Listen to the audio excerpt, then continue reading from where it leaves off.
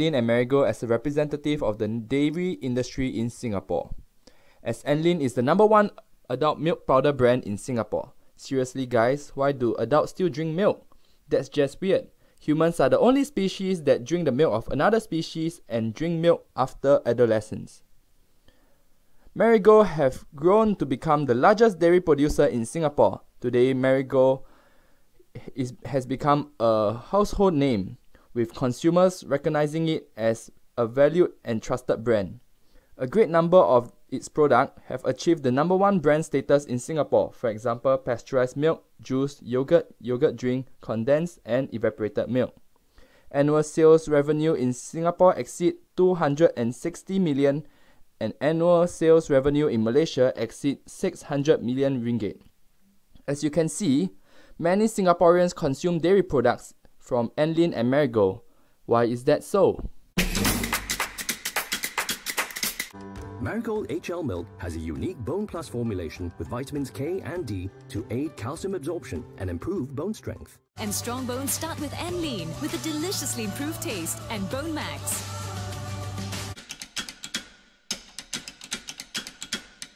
Do you know that bones are calcium banks?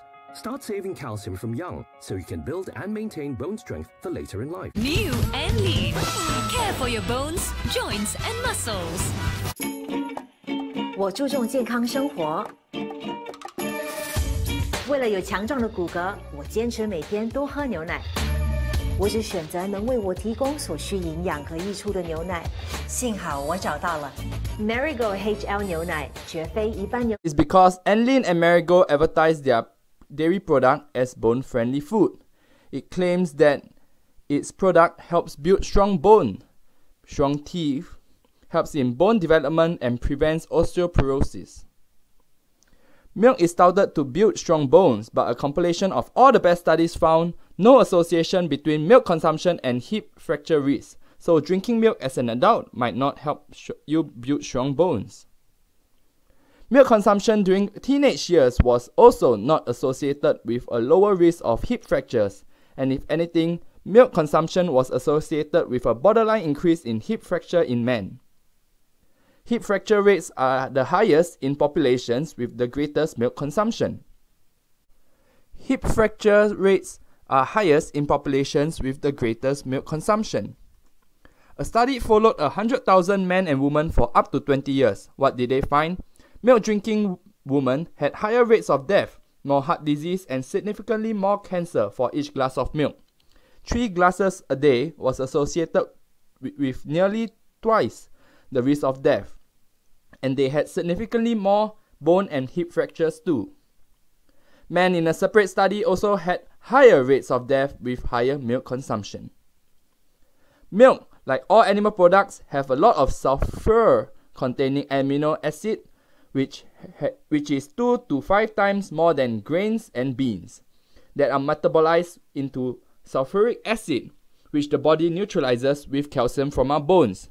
The introduction of acid into your body upsets the balance of your internal pH level. Calcium, an acidic neutralizer, is then released by our body to correct the biological imbalance. The calcium storage in your bones is therefore depleted because of the acid neutralization. No wonder experiments dating back to 1920s showed over and over again that if you add animal products to your diet, you get a big spike in the amount of calcium being lost in your urine. And where is calcium stored in our body? The skeleton. So the thinking was that every time you eat a steak, our body would pull calcium from our bones bit by bit over time, and this would lead to osteoporosis.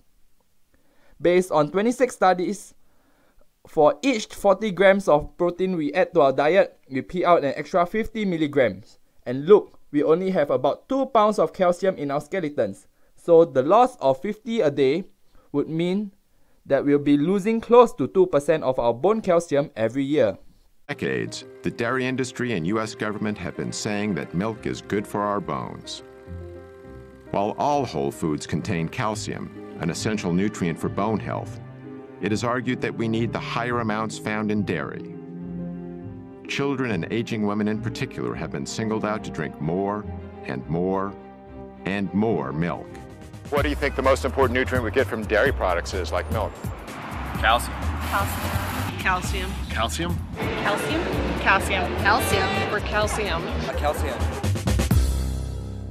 The science in terms of dairy's role in healthy bones is pretty strong. And in fact, the National Osteoporosis Foundation, of course, utilizes that science in their recommendations. Osteoporosis is a degenerative bone disease, which has been widely linked to a lack of calcium. If this is true, nations with a high intake of dairy products, which are a major source of calcium in a westernized diet, should have low levels of osteoporosis. But according to a study done by a distinguished Harvard researcher, nations with high levels of calcium intake tend to have high levels of hip fractures, which is a key indicator for osteoporosis. And so, in fact, the higher the dairy consumption, the higher the rate of osteoporosis. Exactly the opposite of what the dairy industry has been telling us for so long. One of the primary mechanisms for that is that animal protein tends to create an acid-like condition in the body called metabolic acidosis. To combat this condition, the body draws upon its most readily available acid buffer, namely calcium in our bones. As the calcium is extracted to neutralize the excess acid, our bones are weakened. So while we have been brainwashed to believe that milk contains a lot of calcium, which it does, we never thought about the fact that to process the milk, we actually deplete our existing calcium reserve. Even worse than weakened bones is the studies of milk and mortality. The Swedish studies showed that milk increases oxidative stress, which is associated with aging, cancer, and cardiovascular disease. Other studies specifically show that milk increases the risk of prostate cancer, ovarian cancer, type 1 diabetes, multiple sclerosis, ear infection, acne, and constipation. Instead, consumers can consume soya milk, which is about the same amount of calcium per cup without the harmful effects, and it is 2 to 3 times cheaper. It is ironic that Marigold states on its website that when there is not enough calcium in your diet, your body will start pulling calcium from your bones where it is stored. This leads to weakened bones and, in the long run, osteoporosis, which is exactly what its products does. Marigold and Anlene uses advertising to promote the lie that milk improves bone health. The ironic truth is just the opposite. What they do not want you to know is that it weakens bones and actually causes osteoporosis and other serious health problems. Even the local Chinese news states so too. 通常人们都会认为多喝牛奶会强健骨头，有利健康。对，但是呢，瑞典的最新研究却指出，牛奶喝得多，非但没有降低骨折的风险，反而呢会比较早死，特别是女性。英国医学期刊公布的这项研究是针对61000名年龄介于39到74岁女性，以及45000名年龄在45到79岁的男性进行长达20年的研究。在这项漫长研究快要结束时，志愿者中超过1/5死亡，22000人骨折。研究显示，每天喝3杯或更多牛奶的女性，比喝少过1杯牛奶的女性死亡率提高90%，臀部骨折的比例高出60%，其他部位骨折的比例则高出15%。男性死亡率和骨折的差异则较不明显。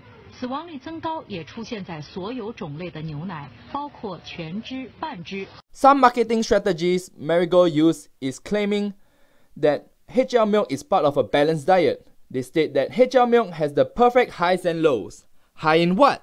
Cholesterol and saturated fat? Low in fiber and other minerals? Why have a balanced diet when you have to balance health-promoting foods like fruits and vegetables, whole grains and legumes with unhealthy foods like meat, egg and dairy, which are high in cholesterol and saturated fats? Why not just eat a healthy diet with only the healthy food? You would not consume poison on purpose and the sufficient antidote just to have a balanced diet. Marigold uses the tagline "for health, for life," which is ironic considering the adverse health effect its products cause. Anlene and Marigold also exploits the poor bone health of an elderly to market their products, promising them stronger bones when in fact it increases hip fracture risk, fall risk, and osteoporosis. The latest marketing strategy used by Marigold to market their harmful products are plant sterol, which is what they claim to reduce high cholesterol. Marigold puts cholesterol-lowering plant sterol into dairy, which is already high in cholesterol, and advertises the milk to lower cholesterol. This is like a detergent company putting a drop of hand soap in sewage water and advertising it to kill bacteria. Marigold deceives their consumer and exploit the consumer fear for heart disease to improve their sales. Instead, consumers can consume legumes like beans and lentils, which are high in plant sterols without the added cholesterol. Anlene and Marigold uses such dishonest marketing strategies to promote and promise consumers health benefits when their products actually worsen one's health. Anlene and Marigold uses celebrities to endorse their products. They specifically choose elderly-friendly celebrities like Michelle Yeoh, Chef Eric Tail, and unwatchable talk shows to gain the trust of the elderly. Aside from the adverse health effects, Marigold and Anlene also exploits animals. Contrary to popular belief, cows are harmed when they are used for milk. Marigold and Anlene source their milks from Australia, where more than 90% are from factory farms, when animal abuse and exploitation are standard industry practices. Cows are artificially inseminated, those with bovine growth hormone, hooked up 2 or more times a day to milking machines. Their reproductive systems are exploited through genetic selection, despite the negative effects on their health.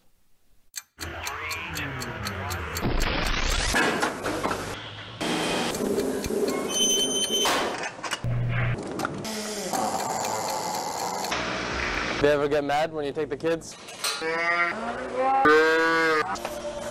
Cows come crazy when I take the babies. Then they'll burn them. She threw up? They just go for veal. And she broke her foot. It takes too long to heal. Deadly manure. Wham on her side. Oh.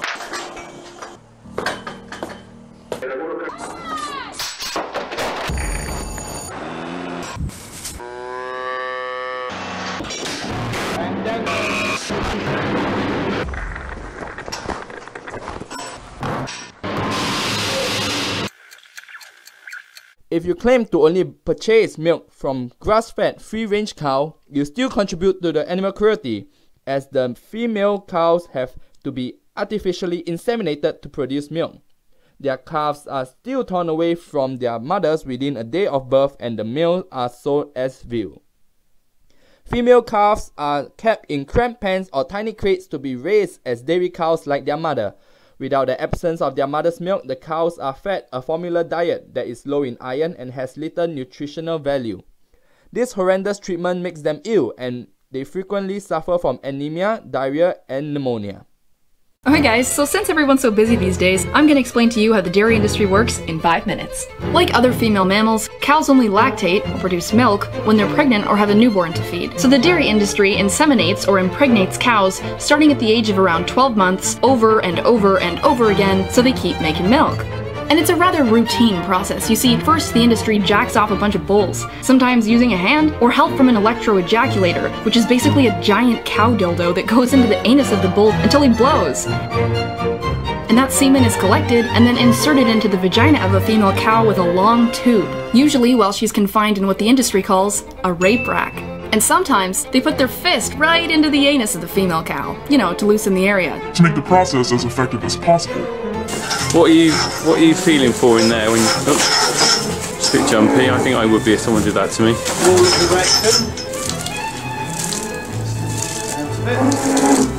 Just bringing it out. He massages a little bit just to relax everything and help that semen go where it needs to go. You must be responsible for a lot of calves. Yes. And when that baby cow is born, it's pretty much immediately taken away from its mother and locked in a crate. Because if it stayed around mom, it would drink her milk. And that shit's for us.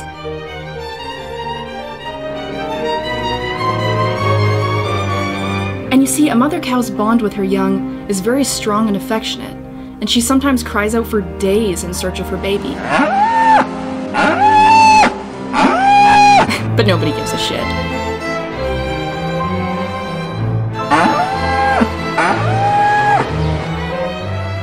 If the baby's a male, his throat is slit and he's sold for veal. And if it's a girl, she's raised to be a milk machine like mom. So dairy cows are continuously, repeatedly kept pregnant their whole lives to keep them lactating. This leads to premature aging, exhaustion, and mastitis, a painful yet common condition in dairy cows, which is inflammation and sometimes infection of the udder. Pus and blood in the milk of dairy cows is also common, so it's usually filtered. But not completely, because in Europe, Australia, New Zealand, and Canada, up to 400,000 somatic cells are legally allowed in every milliliter of cow's milk. And in the United States, 750,000 somatic cells per milliliter. In Brazil, 1 million. And somatic cells, most of which in this case are white blood cells, are the same thing that erupt on the top of a big zit, so you could call it pus. The more bacteria, inflammation, and infection, the higher the somatic cell count. But don't worry, there's a limit. And when a dairy cow is finally too physically and emotionally exhausted to continue on, she collapses. These cows are called downers, and they are dragged out by whatever means to be killed and sold for beef.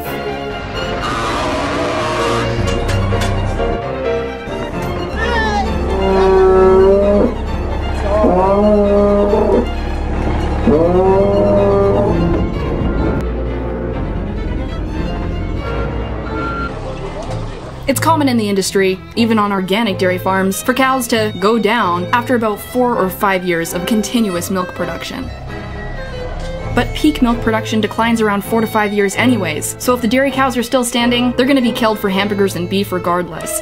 You see, the dairy industry is the meat industry. Almost every single dairy cow that you will ever buy milk that came from ends up being killed for meat. So if you're vegetarian, you might want to think about this, because at least when you're being raised for meat, you're just raised for meat and killed. But when you're a dairy cow, you are sexually exploited and emotionally and physically exhausted until you can't take it anymore, and then you're killed for meat. Sounds worse to me. And the natural lifespan of a cow that hasn't been completely exploited? 20 to 25 years, y'all. And as far as the calcium and protein thing goes, study after study after study has shown that those consuming the highest quantities of dairy actually have the highest cases of bone fracture and osteoporosis. And there are dozens of amazing plant-based sources of calcium and protein, so you really don't need to suck the tits of a cow.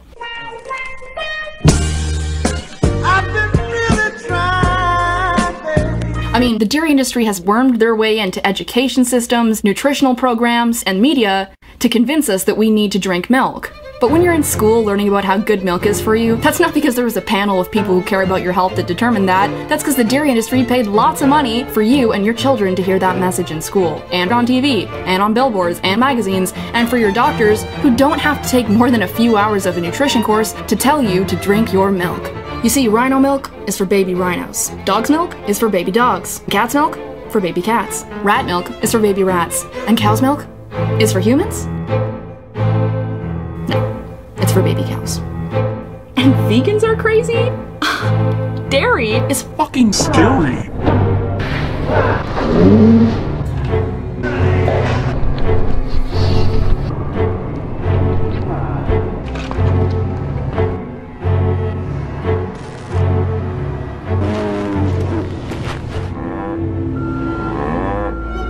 Try almond milk, hemp milk, soy milk, flax milk, rice milk, Brazil nut milk, macadamia nut milk, cashew milk, any milk but dairy milk.